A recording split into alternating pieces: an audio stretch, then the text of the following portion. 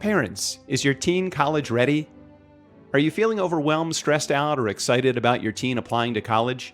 Do you know what colleges are looking for? And if your kid gets in, do you know what you'll pay for it? College admission has never been so competitive or expensive. Shellee Howard will take you on a journey to help you and your teen get college ready. Now here's your host, Shellee.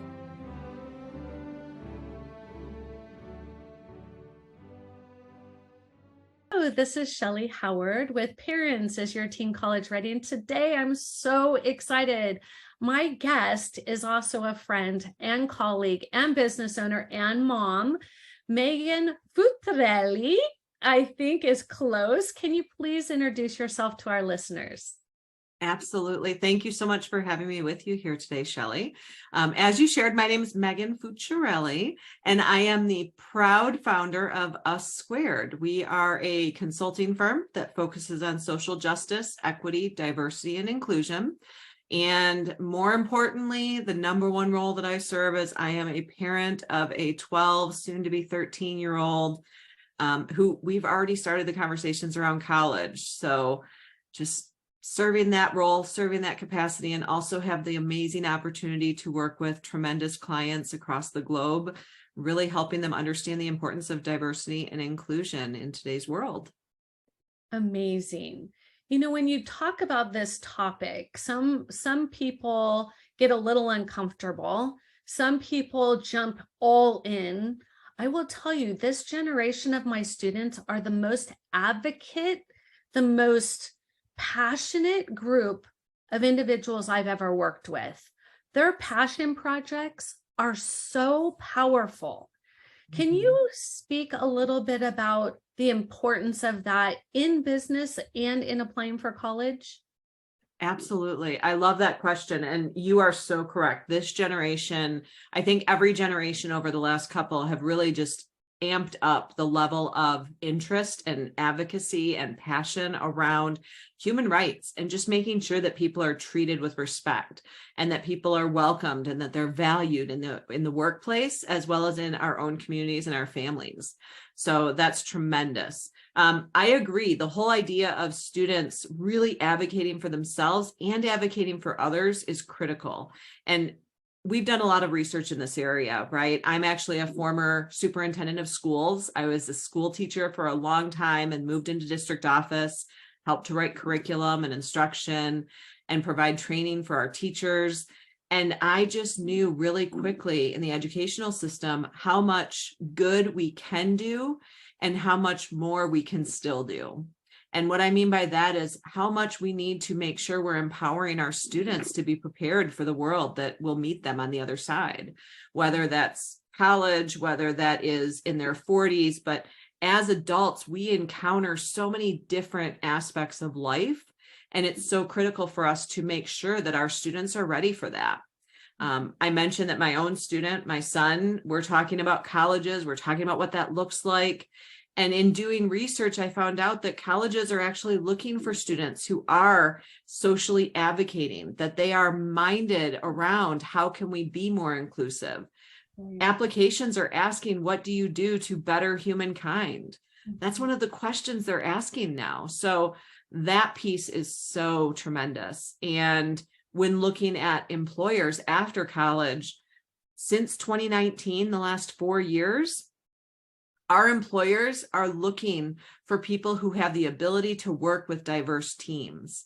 That's the number one skill set. We've done a lot of research and we've spoken to our corporate clients, and they're saying that's the number one thing they're looking for. So to see that transition and to see that come about, and then to be able to tie back to what you do with your students and the passion projects, it's just phenomenal to make sure that we're well-rounded and that we're breeding this into every aspect of our children's lives.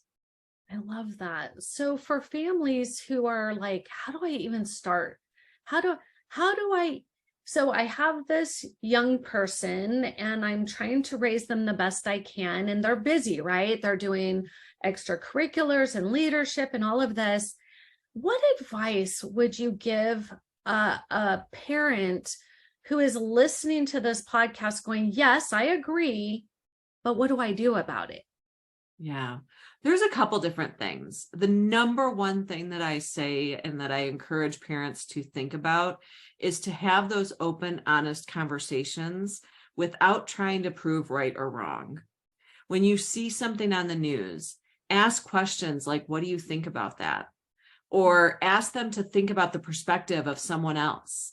As the students get a little bit older, maybe once they're in high school, turn on 2 different news stations about the same exact topic, and then ask your student, isn't this the same topic? Why do you think the stories are so different?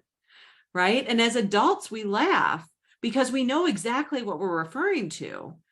Our students know that too, but unfortunately, they're not given the opportunity to talk about that as openly because they're afraid of saying or doing the wrong thing. They don't want to be judged. They don't want to be quote unquote canceled, right? And the number one thing we can do as family members in the home is to make sure that we don't cancel our children in our homes. Because oftentimes, and I know I was raised in this environment where you are seen and not heard. You are encouraged to abide by what the belief system of your family is. And instead, the reason why our children of today are growing so much in this area is because people are saying, you don't have to believe the same thing I believe. I want you to believe in what believes in you. And if we can start those conversations early as elementary school, what do you think about that? And then asking, is it okay if I share my opinion? Because when we just share our opinion without asking for permission first, especially to children, they're taught to respect and they're taught to learn from their elders, their family members.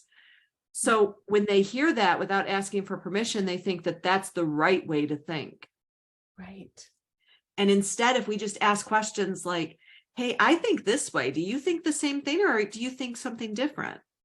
And then validating that it's okay to have different perspectives and different opinions. Right. And that's the pinnacle of kind of what we do and how we have those discussions. I know in our house, my son and I disagree about things all the time. And I love that he feels comfortable enough to disagree. Because when I was his age, I never felt comfortable enough to disagree with anyone. Right. I abide by the rules. I followed the protocol. And I realized that because of that, it took me much later in adult life to realize it was okay to have a difference of opinion with someone. And it didn't mean that I didn't like them or I didn't respect them. Right. Yeah. So that's amazing. Well, as you know, I just got back from Uganda, Africa, and part of going was helping college-ready students lean into this idea of diversity and inclusion because they may never have a chance to go or want to go to a third world country. And I met with them once a week for 7 weeks, and they created passion projects that I personally delivered to the students of Uganda and videotaped them receiving it. Last night, I had the opportunity to share it with our college-ready families, and children were crying. These teenagers were crying. They're like, what can I do next? So I know you do a care project or a care certification. Can you speak a little bit about that? Yeah, absolutely. Thank you for asking. So our care certification is the only certification that's registered and approved through the U.S. government right now in the areas of social justice, equity, diversity, and inclusion. Because I have such a strong background in education and I had done this research, we started the certification as just for adults with organizations and individuals. And then we started to really look at it in the last couple of years, and we have shifted that to also have a student version. After talking to our corporate partners and realizing that they needed students who were ready to come into the workforce with these skill sets, we said, well, let's start doing that in high schools. So we actually have partnered with quite a few districts across the country, and we even have some high school students outside of the US who participate in the care certification. We do that a couple different ways, but I'm not going to get into the logistics. Really, it's the heart of it, right? What do we actually do in it? Yeah. So the care certification is 5 modules, and those 5 modules walk students through different concepts around diversity, equity, and inclusion. So the first module is how to have those courageous conversations. And I'm sure that there's plenty of parents listening going, oh my gosh, I need that, right? Those conversations, you're like, oh, I know I need to have it, but it hurts, or it's difficult. We're afraid, right? So we walk students through how to have those courageous conversations, specifically around the concepts that we know about with race and gender and sexuality. We talk about how can we have those difficult conversations without trying to prove who's right and who's wrong, right? It's just about different perspectives. Sure. Then the second module is really talking about different identities and accepting who you are. So the title of that module is Acceptance, and it's about understanding who you are and then understanding who those around you are. Because oftentimes, just like on this call, right, we talk about what credentials someone has, or we talk about what someone's name is or birthday. But how many times do we say, what are your core values? Or who are you? What do you believe in? Right. So this opportunity in the acceptance course really asks people and the students to dive into who they are and how that inner self, that authentic self, can put itself into the universe, whether it's in college or in the employment force.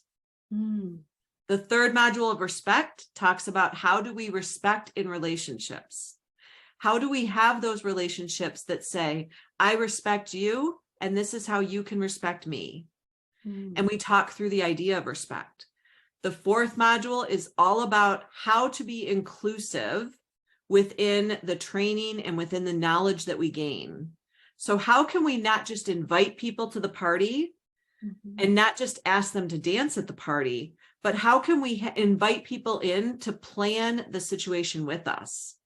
Because we've all heard the adage of don't just invite someone to a party, ask them to dance. We encourage you to go beyond that and say, how about you invite people in to say, how can we celebrate together? Because not everyone dances. Right? Yeah. And then in the last module of success, so yes, it's an acronym, CARES, Courage, Acceptance, Respect, Empathy, and Success. With the last module of success, we talk about how to hold everyone accountable for what was learned and how to sustain that growth. And the most exciting part about the certification is, in addition to offering the certification to high school students, 2 years ago, we partnered with a university, and students can actually go and get their master's degree as well as the CARE certification in conjunction. So I know with College Ready, they're preparing for that undergrad, but after the undergrad, many students choose to go forward with their graduate work as well. And we've partnered with a local university to be able to offer an internationally renowned program to get a master's degree in organizational development with an emphasis on social justice, equity, and inclusion work. Amazing. Yeah. So if a family was wondering, okay, I love the idea, I think it's great somebody could guide us through this process, how would they find out more about it? Yeah, actually, what I can do, I can put a link in the web or in the chat, and I'm not sure if that's something that we can get out into the podcast as well. We can add it to the show notes.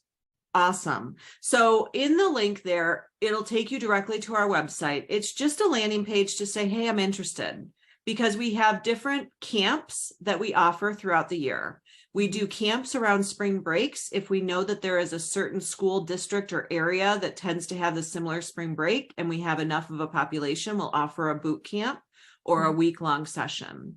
We also offer sessions in the summer, but you just go to our website, let us know you're interested. And one thing that we would love to do, because we believe so much in College Ready and what you all are doing and the students and families that you work with, the power is amazing. We would like to offer a discount as well. So in that landing page, if you just say College Ready, you heard about us through the podcast or through College Ready, we'll make sure that we send you a discount code for that program as well. And the most exciting news, we just got formal approval, and I actually have not even shared this with you, Shellee, but we operate as a B Corp, which is a for-profit, nonprofit component. Okay. And with our corporate clients, we allow them the opportunity to kind of pay it forward. And we had a corporate client, I was telling them about this podcast today, and we have a corporate client who has said that anyone who registers through College Ready, they are going to cover half the cost of the certification. That's amazing. So It is a phenomenal opportunity, and they're going to do that for the first 50 people who sign up. So not sure if that's something that we might be able to extend if we get a huge rush, but the first 50 people who register, which will be 2 cohorts, we do operate in cohorts, 25 people or less at a time. That allows the students to get to know one another, and we try to mix it up. So students from all over the country and all over the globe will have the opportunity to learn from each other, as well as from our practitioners.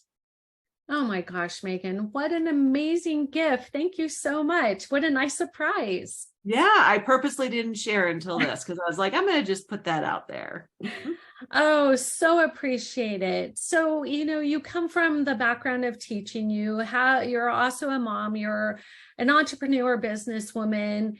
You have your pulse on it. Is there something that you would share with either the parents or the students listening to the podcast? Any last words of advice, anything you want to leave them with? When I think about this question, and I appreciate you asking it, and I tend to get a little emotional whenever I'm talking about students and families and the future of our society, right? I think the number one thing, and if you're seeing on the screen, be the change you wish to see in the world. And I truly believe that every single one of us, parents, students, teachers, every single one of us has the power to impact the world. And it's up to us to decide what that impact is and whether it's a positive or a negative impact. And I am amazed every day by my son and by his friends and by so many of the students that we work with, and hearing your story of your students as well. The power that we have in our youth right now, and just the power of our society right now for good. I just encourage everyone to just be that change. Take a step, even if you're afraid. And I think you mentioned this at the beginning, that fear, when we talk about social justice work, there's a lot of fear. There's a lot of the unknown, right?